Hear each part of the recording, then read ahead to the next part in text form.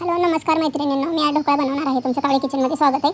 तर मी ढोकळा बनवण्यासाठी घरचंच बेसन घेतलेलं आहे. घरची डाळ आहे ती चक्कीवरून दळून आणलेली आहे.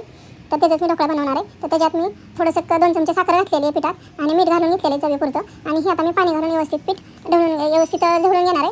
आणि व्यवस्थित त्याचं आपल्याला कसं त्याची ही पाहिजे त्याच्या हे ना आपण जाड पातळ असं आपण त्याप्रमाणे आपण पाणी घालून घेणार आहे. तर हे पाणी घालून घेतलेलं आहे त्याच्यात व्यवस्थित त्याला भिजवून घ्यायचं आपल्याला. आणि एकत्रीचं पीठ नाही काही नाही, ते आपलं घरचं पीठ असल्यामुळे त्याचा पण ढोकळा छान होतो. त्याच्यामुळे मी तर घरच्याच पिठाचा ढोकळा बनवते. तर हे असं आहे, तर ह्याच्यात थोडं पाणी घालून घ्या आणि जसं फाय हवे तसं ते आपण पीठ बनवून घेणार आहे. तर हे असं ह्या पद्धतीने मी तर पीठ बनवलेलं आहे. तर आता मी हे पीठ 10 मिनिटं झाकून ठेवणार आहे. तर त्याच्यासाठी मी थोडा रवा भिजवून घेतलेला आहे. तर त्या रवा पण मी टाकून घेते थोडा. ही रवा घेतलेला आहे, तर ह्याच्यात मी आता रवा मिक्स करून घेते व्यवस्थित. पीठ छान भिजले आपल्याला 10 मिनिटं. रवा काय ॲड करायचा? असं थोडंसं त्याला जाळी यावी म्हणून. आणि त्याच्यामुळे मी आता एक इनोचं पाकीट पण त्याच्यात घातलेलं आहे. ते इनोचं पाकीट घालून मी व्यवस्थित त्याला आता हे ढवळून घेतलेलं आहे. तर मी आता मी कढईतच बनवणार आहे. माझ्याकडे काही दुसरं म्हणजे बनवायला काही नाही आहे, त्याच्यामुळे मी कढईतच पाणी ठेवले. आणि त्याच्यात मी आता ताट ठेवणार आहे तेल लावून. आणि ते ताटातच मी हे करणार, ताटाला तेल लावून घेतलेलं. तर हे ताटात आम्ही कढईत ठेवलेलं.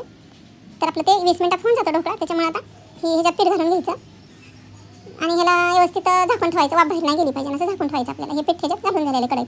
तर गॅस बारीक करायचं आपल्याला. तर हे गॅस बारीक करून एक झाकून ठेवलेलं आणि 20 मिनिटात आपला ढोकळा बनवून जाईल. आणि नंतर हे बघा असं बघायचं आपण शिजलाय का ते. तर आता मी तेल तापायला ठेवलेलं आहे का, तर मी तडका तयार करते. तर तेल मी भरपूर घातलेलं आहे. तर त्याच्यात हिरव्या मिरच्या घातलेल्या. तर ह्या मिरच्या आपल्याला खाण्यासाठी हे केलेल्या आता तळल्या आता. तर आता हे खाण्यासाठी मिरच्या तुम्हाला हव्या तेवढ्या तळू शकता. तर आता हे तेलात मी जिरे मोहरी टाकून घेतलेली. जिरे मोहरी भरपूर टाकायची. मिरच्यावर थोडं मीठ घालून घ्यायचं. कढीपत्ता घालून घेतला मी तेलात. आणि जी मिरची आहे ठेचून घेतली आहे मी. तर ती कसं चौकड असं एकदम मिक्स होऊन जाते म्हणून ठेचून घेऊन मी तेलात टाकली. आणि तिखटपणा पण कमी होतो त्याचा, म्हणून ही अशी मी फोडणी तयार केलेली. तर मी आता हे आपला ढोकळा जे तयार झालेला तर असा कट करून घेणार आहे मी. त्याचे छोटे छोटे पीस करून घ्यायचे, आडवे आणि उभे असे कट करून घ्यायचं. आणि त्याला छोटे छोटे पीस कट करून घेऊन परत नंतर त्याच्यावर फोडणी घालायची आहे. तर हे आपलं कट करून झालेलं आहे. तर मी त्याच्यात आता फोडणी घालणार आहे.